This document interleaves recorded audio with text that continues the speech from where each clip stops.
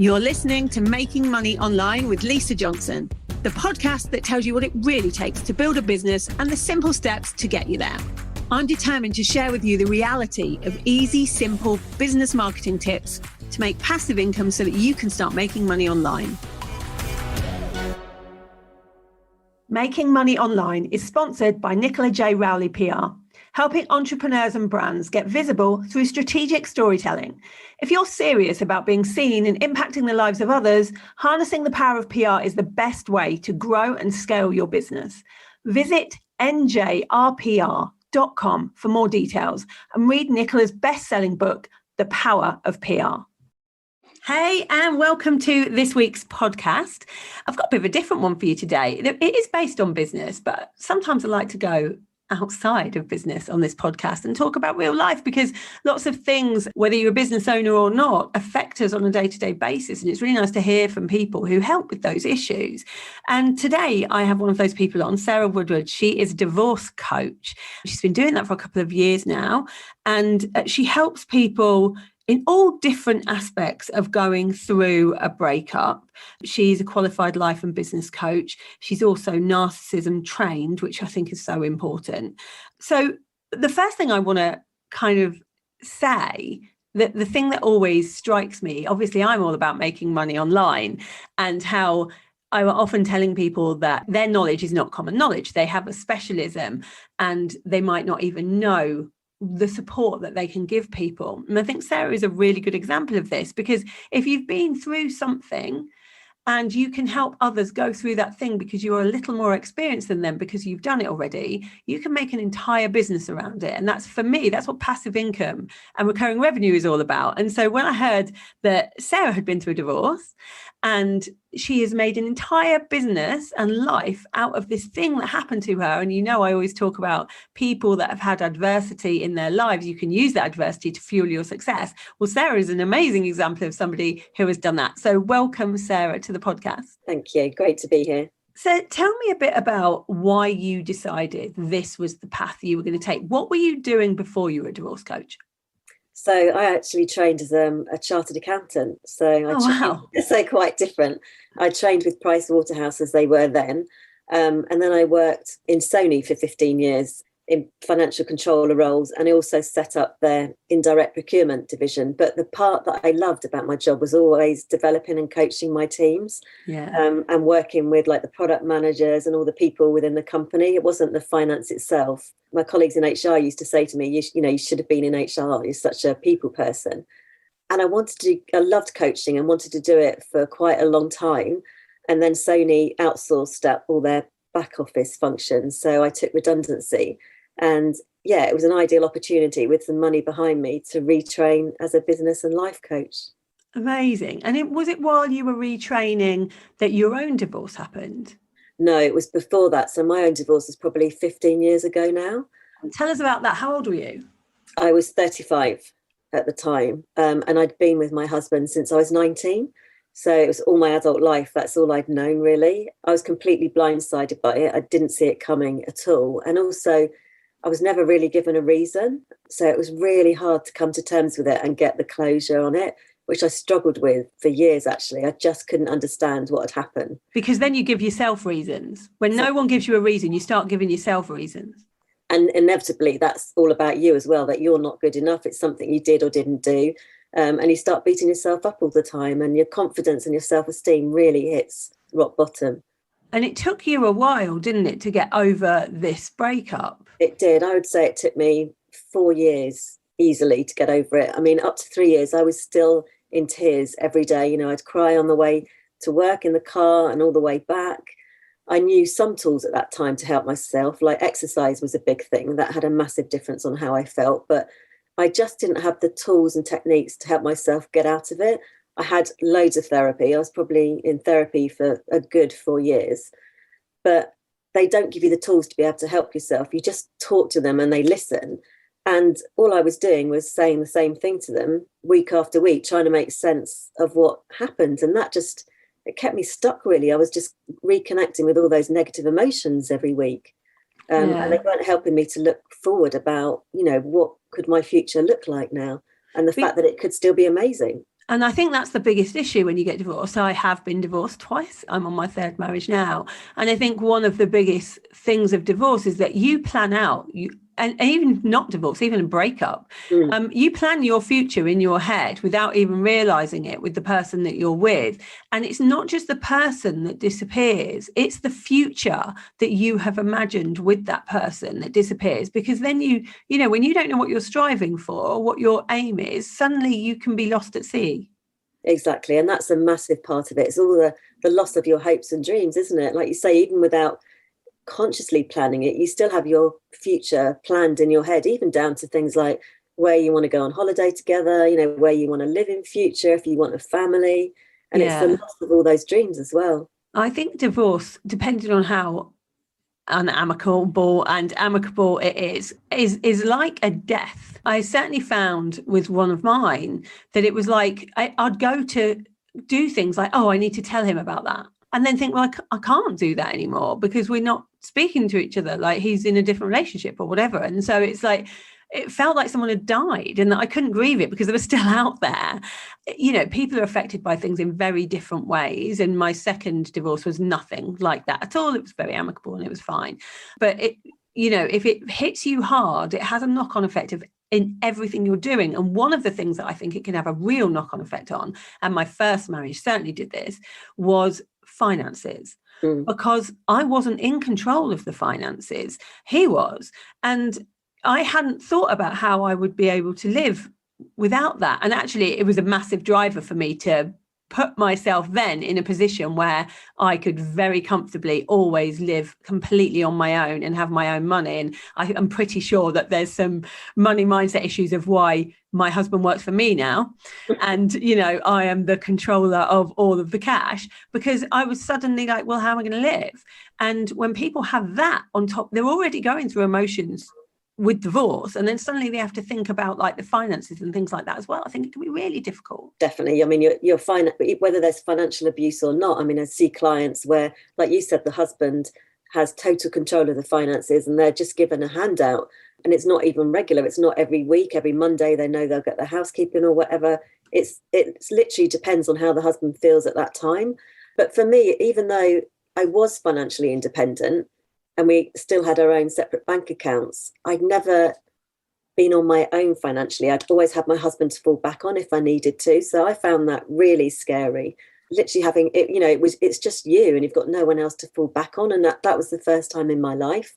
And that was really, really daunting for me. Yeah, I can imagine. And so you then retrained as a life and business coach. And did you know right from the off that you were going to specialise in women going through divorce? No, I didn't. So I trained in, I think it's 2016, and then it was still really new in the UK. It's and I didn't even know about it. It's growing massively at the moment, but there was a few things that happened. My friend went through a divorce, and it made me realise again that there was still no support other than therapy. I saw an advert in the Telegraph for a divorcierge service in the US, because divorce coaching is massive over there. And then I saw a Facebook ad for a divorce accreditation training. So I'm an accredited divorce coach. And it just felt like these three things just all lined up. And as soon as I was aware it existed, it just felt that was where I needed to be. It was just like my calling. Yeah, and you must love it now because you're helping all of those people. I do.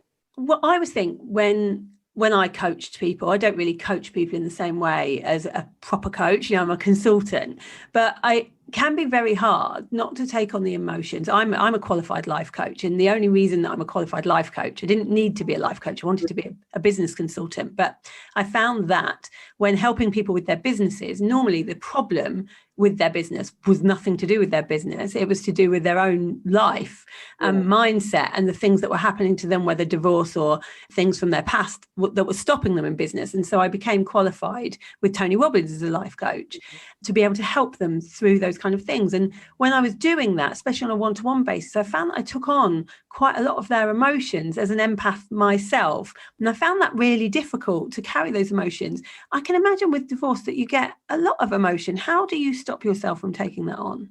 It can be really difficult, actually. And one of my top strengths is actually empathy. So I really do take on, you know, the emotions of the people around me. So I try and after a session, distance myself for it. So I never book clients back to back. I'll always have, some space where I can go out for a walk, or sometimes I find just putting something on TV that's funny and makes you laugh out loud. It kind of just creates that distance between your session. But it definitely plays on your mind. I had a client yesterday evening, and I've been thinking about her today, in terms of what I can do to help her.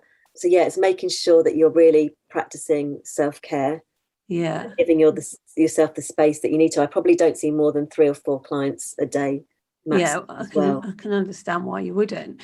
Like, if you have somebody that comes to you, they're going through a divorce or they're going through a breakup, what are the tools that can help them to get, because they know they're going to have to move forward, but it's about the speed in which you move forward and to be able to get your life back on some kind of track again. So how do you help with that? So if they're like in the early stages and they're suffering from things like heartbreak, which is really common, it's just giving them some really easy tools and techniques that they can use themselves to help them cope with their emotions. So it might be things like, one of the things that really works well is gratitude every day. And after 3 weeks, like, scientific studies have been shown that has a massive effect on your mental health. So it's trying to get them in a bit of a routine. It's advising them to stop talking about what's happened. And I know every time, my friends must have been sick of me, every time I saw them, I was just going over and over, what had happened. But your brain doesn't know the difference between what's happening now and what's in the past. So every time you talk about it again, it reconnects with all those negative emotions and it thinks you're going through it again. So it's kind of educating them in terms of, what to do and what not to do. And then it's things like, being able to change your mood really quickly, things like putting on some really high vibe music and maybe having a dance around, doing things like star jumps, getting out for a walk in nature. So it's giving them things like they've got a toolkit that they can turn to when they know their mood starts to plummet, and to try and shift that. Yeah. And I think it's important, especially for not just women, men and women in business. I've seen how it affects people's businesses when they go through a divorce. Like, they could have a thriving business, and by the time they have got themselves back on track, their business is gone. Definitely. Because they can't do the things that they could do before through no fault of their own. They have to go through this grieving process. And it's so sad to watch that not only has their relationship then gone, but their entire business has gone, which they've spent years building up. And the reason that I think I really want people to get out of this quicker and to move on quicker is so that the rest of their life doesn't fall apart because of it. Exactly. Life's too short, isn't it? And for me, even though I didn't have my business at the time, my career definitely suffered, because at the time I had a role where I had about 25 people reporting into me, and I just didn't have the emotional capacity to cope with that. So I had to go into another role. I mean, I chose to do that, but it definitely impacted on my career massively. Yeah, it will. And it doesn't necessarily the other person, which I always think is a bit unfair. Do you help people who are going through divorce when they've started the divorce? I do, because even though you started the divorce, there will have been issues that you need to deal with yourself that were there, but you're still going through the grieving process. Even though it may be what you wanted, you still are grieving the end of your relationship, your future, your family unit, as you'd imagined it and dreamt about. So there's lots of things that you're still grieving, and they might be coping with the guilt of ending their relationship. I was thinking about the guilt, because there's always guilt there when you're the person that's ended the relationship. Yeah. How are you with your ex-husband now? Do you talk to him? Yeah, we are amicable. Yeah, and it was always amicable. Sort of the contact is restricted. And we didn't have any children, so there was no need for us to keep in touch. That's always much more difficult when you've got to cope with co-parenting with the children. Yeah. You've got no choice but to have contact with them. It's really hard. I do that now and it can be really difficult. Yeah. So with all of the things that you do, what still drives you to keep going? Because this isn't an easy job that you've given yourself here. So what drives you to continue doing it? I think there's a couple of things. I know, hands on heart, without a doubt, if I'd had a divorce coach when I was going through mine, I would have got through it so much quicker, and I wouldn't have wasted years of my life. And I look back and I really, really regret that. And for me, just being able to help people get through their divorce and for them to realise that, you know, it's even possible to be happier and stronger than ever before after their divorce. And it's a chance to reassess your life and actually stand back and think about, okay, what's really important to me? What do I want in life? It is a new chapter of your life, and to see people come through it, it's just so rewarding. Yeah. And you're happier now. You've got this amazing life. You've got this amazing business that you wouldn't have had without all of these experiences happen to us. I think sometimes, and it's only when we get there that we look back and we realize that everything that's happened to us has brought us to that moment, and that we wouldn't be in that position if it wasn't for those, what at the time were really hard things. And that's why I really believe in, you know, when you go through adversity, it can be really hard to see out the other side. But knowing that that adversity, whatever it is you're going through, is going to be the first sentence of your TEDx or the first sentence of your book, can really help you to move through things and realize that this isn't how you're going to feel forever. One of my favorite quotes is, "This too shall pass." Yeah. And whenever I'm feeling like, God, you know, this is really difficult to deal with, I always think, well, this will pass too. Every hardship I've ever had in my life has passed at some point. And I've looked back and gone, I see now why that had to happen. But we often can't see it when we're in it. And you're a positive psychologist as well, aren't you? And you're narcissism informed. With narcissistic behavior, what does that add to the stages that you have to go through when you're going through divorce? It's much more difficult to divorce someone who has narcissistic tendencies, because how they behave in the marriage is how they're going to behave in the divorce, and they're not going to make it easy for you. They try and annihilate you. So it's a whole other level on top of what you go through on divorce anyway. You know, the abuse can still continue, and it's a lot of game playing as well. So it's about standing back, trying to dissociate yourself with their behavior and working out what game they're playing, so that you can almost take the emotion out of it. You can, you know, almost look down on what's happening and think, oh, okay, I can see what they're playing at, and dissociate yourself from it. So it's much more difficult. And also, you know, a lot of narcissists can be really charming as well, especially at the beginning, and they can put on the charm with the solicitor and the judge. And when you're going through a divorce as well, it's quite often difficult to prove that type of abuse as well, because it's, you know, most other people don't see it, and can be really subtle as well. Yeah, how difficult.